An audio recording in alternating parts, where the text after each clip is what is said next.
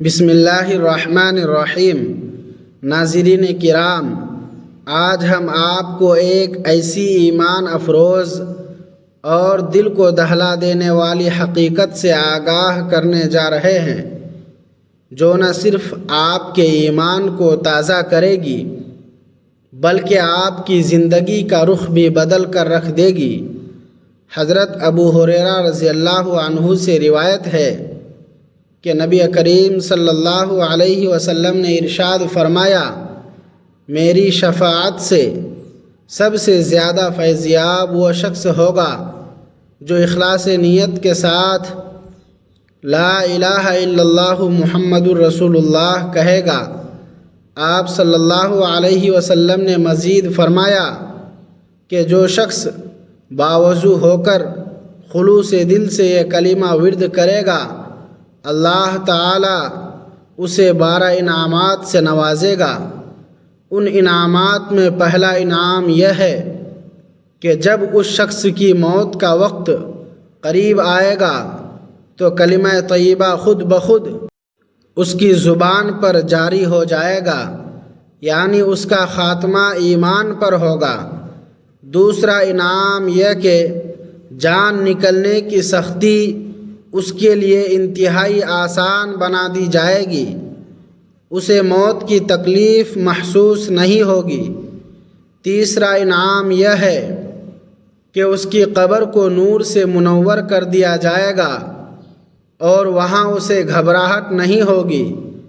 چوتھا انعام یہ ملے گا کہ اس کی قبر میں منکر نکیر اس کے لیے انتہائی خوش اخلاق اور خوش شکل بن کر سامنے آئیں گے۔ پانچواں انعام یہ ہے کہ قیامت کے دن اسے عام لوگوں کی طرح نہیں بلکہ شہداء کی صف میں اٹھایا جائے گا اور اسے ان جیسا بلند مقام ملے گا۔ چھٹا انعام یہ ہوگا کہ میزان عمل میں اسی کلمہ طیبہ کی برکت سے اس کی نیکیوں کا پلڑا وزنی اور بھاری ہو جائے گا۔ ساتواں انعام یہ ہے کہ پلصراط پر سے وہ شخص بجلی کی طرح تیزی سے گزر جائے گا اور اسے کوئی خوف نہیں ہوگا۔ آٹھواں انعام یہ ملے گا کہ جہنم کی آگ اس کے جسم پر حرام قرار دے دی جائے گی اور وہ ہمیشہ کے لیے دوزخ سے محفوظ ہو جائے گا۔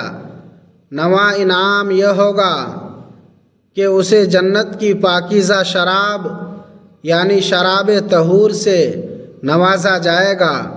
10واں انعام یہ ہے کہ جنت میں 70 حوریں اس کی خدمت کے لیے مامور ہوں گی۔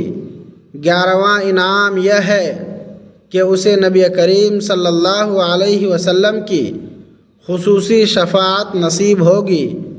اور 12واں سب سے بڑا انعام یہ ہوگا کہ اسے اللہ تبارک و تعالیٰ کا دیدار نصیب ہوگا جو تمام نعمتوں سے بڑھ کر ہے۔ یہ کلمہ اللہ کی توحید کا اقرار ہے اور جو اسے اپنی زندگی کا معمول بنا لیتا ہے اللہ اس کی دنیا و آخرت سنوار دیتا ہے۔ اب ذرا غور کیجئے کہ اس کلمے کی اہمیت کتنی زیادہ ہے، لیکن اس کے ساتھ ساتھ یہ جاننا بھی ضروری ہے کہ یہ انعامات صرف ان لوگوں کے لیے ہیں جو خلوص دل سے اسے پڑھتے ہیں۔ بزرگان دین فرماتے ہیں کہ جو شخص صحت و تندرستی کی حالت میں اپنی بھرپور جوانی میں چلتے پھرتے اٹھتے بیٹھتے اس کلمے کو ورد زبان بنا لیتا ہے وہی وہ خوش نصیب انسان ہوتا ہے جس کی زبان سے مرتے وقت کلمہ جاری ہوتا ہے۔ موت کا وقت انسان کے لیے انتہائی خوفناک اور مشکل ہوتا ہے۔ جب دماغ کام کرنا چھوڑ دیتا ہے، دل کی دھڑکنیں بند ہو رہی ہوتی ہیں، اعضاء انسان کے قابو میں نہیں رہتے، اس وقت وہی کلمہ زبان پر آتا ہے جس کی زندگی بھر مشق کی گئی ہو۔ اگر آپ اپنی زندگی میں اسے معمول بنا لیں گے تو انشاءاللہ موت کی سخت ترین گھڑی میں بھی آپ کی زبان کلمہ پر رہی ہوگی۔ آئیے اب ایک اور روح پرور واقعہ کی طرف چلتے ہیں جو ہمیں سیدہ کائنات بی بی فاطمہ رضی اللہ عنہا کی سیرت کے آئینے میں نظر آتا ہے۔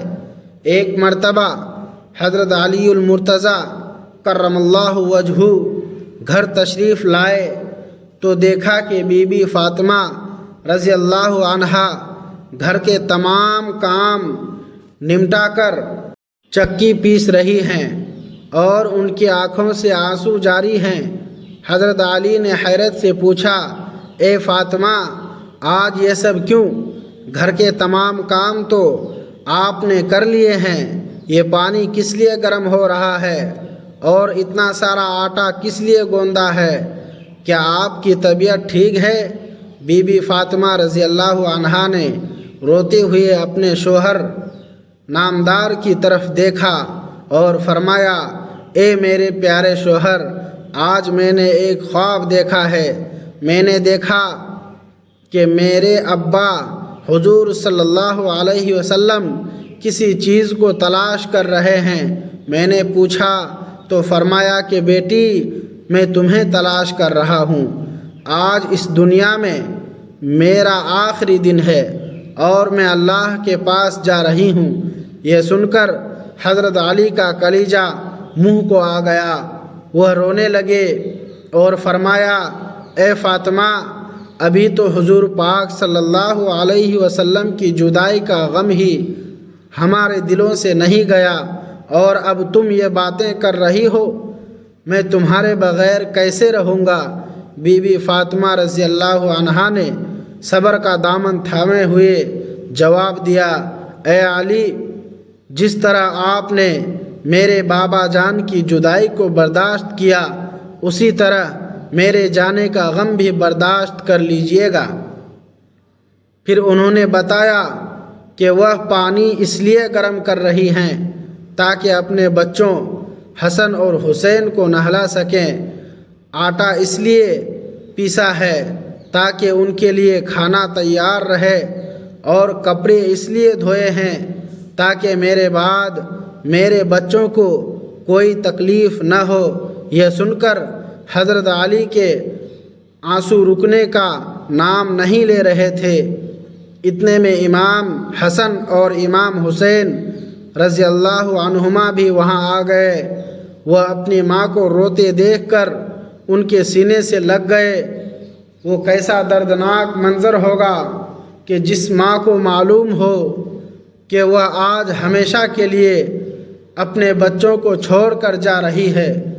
حضرت علی نے بی بی فاطمہ کو سمجھا کر بیٹھایا، لیکن ان کی طبیعت تیزی سے بگڑنے لگی، انہیں تیز بخار ہو گیا اور وہ بستر علالت پر آ گئیں۔ امام حسن اور حسین نے اپنی ماں اور باپ کو روتے دیکھا تو پوچھا، اے ابا جان آپ کیوں رو رہے ہیں؟ اے امی جان آپ کیوں رو رہی ہیں؟ حضرت علی خاموش رہے۔ پھر بی بی فاطمہ نے فرمایا، میرے بچوں تم اپنے نانا جان کی قبر پر چلے جاؤ۔ روایت میں آتا ہے کہ جب وہ دونوں شہزادے حضور اکرم صلی اللہ علیہ وسلم کی قبر انور پر پہنچے تو وہاں سے غیبی آواز آئی، میرے پیارے بچوں تم واپس اپنی ماں کے پاس جاؤ، آج ان کا آخری وقت ہے، ان کا جی بھر کر دیدار کر لو، آج کے بعد تمہیں اپنی ماں کبھی نظر نہیں آئے گی۔ یہ سن کر وہ دونوں تڑپ اٹھے اور دوڑتے ہوئے گھر پہنچے اور اپنی ماں سے لپٹ گئے۔ بی بی فاطمہ نے حضرت علی کو اپنے قریب بلایا اور 3 وصیتیں کیں۔ پہلی یہ کہ اگر مجھ سے زندگی میں کوئی کوتاہی یا آپ کی نافرمانی ہوئی ہو تو مجھے معاف کر دیجیے گا۔ حضرت علی نے روتے ہوئے کہا، اے فاطمہ آپ تو اللہ کے نبی کی بیٹی ہیں، آپ نے اپنا ہر حق ادا کیا ہے، مجھ سے کوئی گلہ نہیں، میں آپ سے راضی ہوں۔ دوسری وصیت یہ کی کہ میرے بعد بچوں کا خیال رکھیے گا اور دوسری شادی کر لیجئے گا تاکہ بچوں کو ماں کی کمی محسوس نہ ہو۔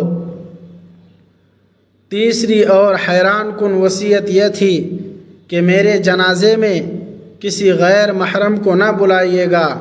میں نے زندگی بھر اپنے آپ کو پردے میں رکھا ہے، میں چاہتی ہوں کہ میرے مرنے کے بعد بھی کسی غیر کی نظر مجھ پر نہ پڑے۔ میں چاہتی ہوں کہ مجھے رات کے اندھیرے میں دفن کیا جائے تاکہ میری پردہ پوشی کا مکمل اہتمام ہو۔ حضرت علی یہ سن کر زار و قطار رونے لگے۔ بی بی فاطمہ نے پھر فرمایا، آج میں نے روزہ رکھا ہے، میرے بابا جان نے خواب میں آ کر خوشخبری دی ہے کہ اے فاطمہ، آج کی افطاری میرے ساتھ کرنا۔ یہ کہتے ہوئے اس پیکر صبر و رضا کا انتقال ہو گیا۔ جب جنازہ اٹھایا گیا تو حضرت علی، امام حسن، امام حسین اور حضرت ابو ذر غفاری رضی اللہ عنہم نے کندھا دیا۔ جب قبر کھودی گئی تو حضرت علی قبر کو دیکھ کر شدت غم سے نڈھال ہو گئے، ان کی داڑھی آنسوؤں سے بھیگ گئی۔ حضرت ابو ذر غفاری نے قبر سے کہا، اے قبر، کیا تجھے معلوم ہے کہ تجھ میں کون آ رہا ہے؟ یہ نبی آخر الزماں کی لخت جگر اور علی کی زوجہ محترمہ ہیں۔ تب قبر سے آواز آئی کہ میں رشتہ داری نہیں دیکھتی، میں تو صرف اعمال دیکھتی ہوں۔ یاد رکھیے، یہ آواز بی بی فاطمہ کے لیے نہیں تھی، کیونکہ وہ تو جنتی عورتوں کی سردار اور ہر گناہ سے پاک تھی۔ یہ آواز ہم جیسے گنہگاروں کے لیے عبرت ہے۔ اللہ تعالی ہمیں نیک اعمال کرنے اور کلمہ طیبہ پر کاربند رہنے کی توفیق عطا فرمائے۔ ناظرین، کلمہ طیبہ محض چند الفاظ نہیں بلکہ یہ کامیابی کی کنجی ہے۔ جو شخص اس کی فضیلت کو سمجھ لیتا ہے اس کی زندگی کی مشکلات آسان ہو جاتی ہے۔ آپ بھی اس کلمے کو اپنی زندگی کا حصہ بنائیے اور اپنے گھر کو برکتوں سے بھر دیجیے، کیونکہ جس گھر میں اللہ کا ذکر اور اس کا کلمہ پڑھا جاتا ہے وہاں فرشتے نازل ہوتے ہیں اور رحمتوں کا نزول ہوتا ہے۔ نبی کریم صلی اللہ علیہ وسلم کی یہ حدیث کہ میری شفاعت کا سب سے زیادہ حقدار وہ ہے جو خلوص دل سے یہ کلمہ پڑھے گا، ہمیں دعوت فکر دیتی ہے کہ ہم اپنی زندگی کے ہر لمحے کو اللہ کی یاد سے منور کریں۔ اس کلمے کی برکت سے اللہ تعالی آپ کے رزق میں برکت دے گا، آپ کی پریشانیاں دور فرمائے گا اور آپ کے لیے جنت کے دروازے کھول دے گا۔ آج کے اس دور میں جہاں ہر طرف انتشار اور بے چینی ہے، یہ کلمہ ہی ہے جو ہمیں سکون فراہم کر سکتا ہے۔ ہمیں چاہیے کہ ہم اپنے بچوں کو بھی اس کلمے کی تعلیم دیں اور انہیں اس کی برکات سے آگاہ کریں۔ جب کوئی شخص وضو کے بعد، نماز کے بعد یا حتیٰ کہ بازار میں چلتے ہوئے بھی کلمہ پڑھتا ہے تو اللہ اس کے نامہ اعمال میں بے پناہ نیکیاں لکھ دیتا ہے۔ میدان حشر میں جب انسان اپنے اعمال کے لیے پریشان ہوگا اس وقت یہ کلمہ اس کے لیے ڈھال بن کر سامنے آئے گا۔ دوزخ کی آگ جو گناہوں کی وجہ سے بھڑک رہی ہوگی، اس کلمے کی برکت سے اس بندے پر حرام ہو جائے گی۔ یہ ایک ایسا سودا ہے جس میں نقصان کا کوئی اندیشہ نہیں، صرف اور صرف کامیابی ہے۔ اللہ تبارک و تعالی ہم سب کو اپنی رضا کے مطابق زندگی گزارنے اور کلمہ طیبہ پر خاتمہ نصیب فرمائے۔ آخر میں میری آپ سے گزارش ہے کہ اگر آپ نے اس پیغام سے کچھ سیکھا ہے تو کمنٹ باکس میں اللہ تعالیٰ کا کوئی بھی پیارا نام لکھیں یا 3 مرتبہ پہلا کلمہ پڑھ کر کمنٹ میں اوکے لکھیں تاکہ یہ نیکی دوسروں تک بھی پہنچے اور آپ کے لیے صدقہ جاریہ بنے۔ اللہ ہم سب کا حامی و ناصر ہو، آمین۔